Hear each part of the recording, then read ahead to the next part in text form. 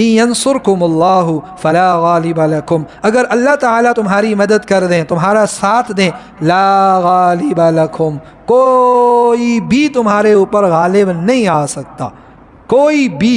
ہر بالکل یا نفی ہے، کوئی بھی، نہ اپنے نہ غیر نہ دشمن اور نہ کوئی ایسی قوم، کوئی بھی تم پر غالب نہیں آ سکتا، تم سے جیت نہیں سکتا۔ وَإِن يَخْذُلْكُمْ، اور اگر تمہاری مدد وہ چھوڑ دیں، یخذلکم، خذل کہتے ہیں مدد کا ترک کرنا، تو اگر وہ تمہارا ساتھ نہ دیں، تمہاری مدد کو ترک کر دیں، فَمَنْ ذَا الَّذِي، پھر بتاؤ تو کون ہے جو تمہاری مدد کرے گا،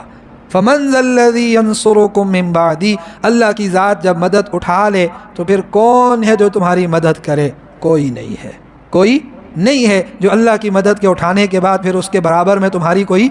مدد کرے، تمہارا مددگار بنے۔ ایک اللہ مددگار ہے، اللہ کے سوا کوئی مددگار بننے کے لائق اور قابل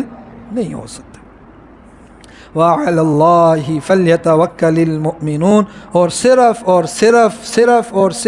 اللہ تعالیٰ پر ایمان والوں کو توکل، اعتماد اور بھروسہ کرنا چاہیے۔